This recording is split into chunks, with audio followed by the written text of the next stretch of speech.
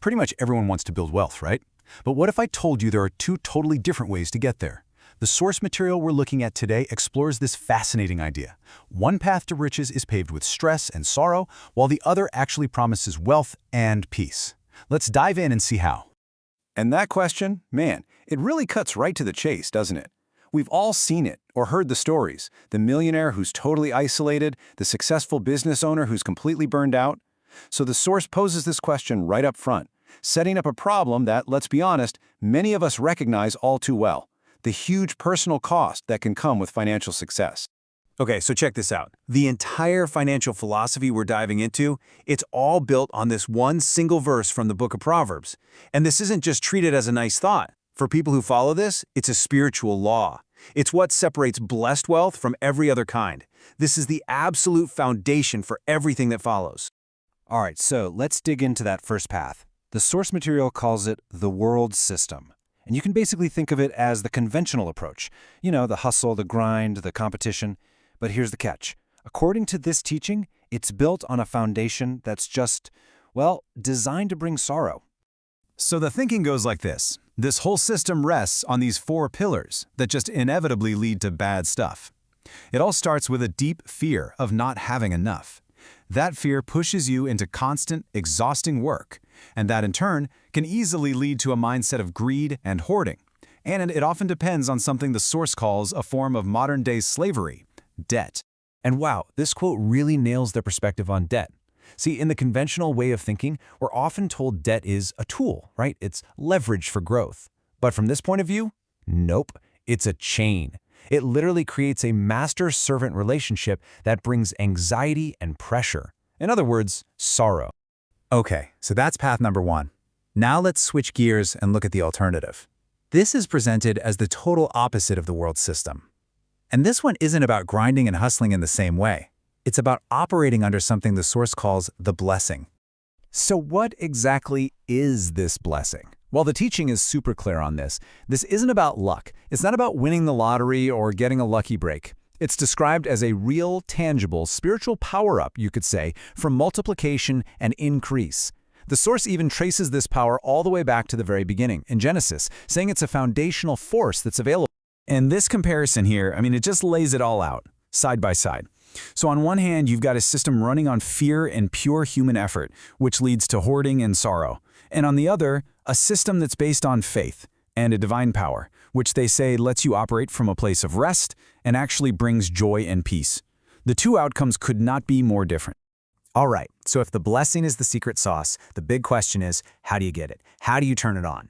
And this is where the source gets really practical, laying out the exact steps you're supposed to take to, as they say, activate this flow of wealth that doesn't come with all the baggage. But wait, before we jump into the steps, we've got to wrap our heads around this idea of a decree. This is a huge deal. This isn't just thinking positive thoughts. In this context, a decree is a spoken, powerful command that's based on Scripture. The belief here is that when you speak these things out loud, you're not just wishing, you're actually establishing a new reality. It's like you're giving a command that spiritual forces have to respond to.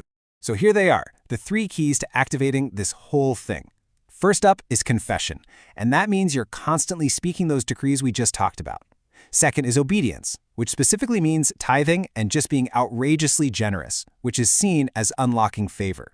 And the third key is trust, making a very real, conscious decision to stop relying on your job or the economy and instead see God as your one and only true source. And this verse, it's the perfect anchor for that third key, trust. The real kicker here is the phrase according to his riches, not according to your paycheck or according to how the stock market is doing. The whole idea is to disconnect your financial security from the ups and downs of the world and plug it into a source that never changes. Okay, so this is where things get even bigger. It's not just about you and your bank account anymore. The source material zooms out to look at the whole family line, generation after generation. And it introduces this idea that financial patterns, both good and bad, can literally be inherited. And this is a really wild idea when you think about it. The concept is that a long family history of just getting by or a constant financial struggle isn't just a string of bad luck. It could be what's called a generational curse. So the covenant blessing isn't just for you, it's seen as something so powerful it can shatter that historical cycle and kickstart a brand new financial legacy for your family. And this chart, wow, it just makes it so easy to see. Look at this. You see the pattern, right? Grandparents' struggles, parents' struggles, a cycle of lack. But then, right here, that's you. By applying these principles, that person breaks the cycle. The entire family legacy pivots, and a new pattern of abundance starts for every generation that follows. It's this idea that one person's choices can change everything. This verse is basically held up as the goal, the blueprint for this new legacy. Notice it's not just about providing for your own kids. We're talking about your grandkids. It frames wealth building as a long-term, generational project. The whole point is to establish a foundation of blessing that will last for decades and decades. So what's the point of all this? Why get all this sorrow-free wealth?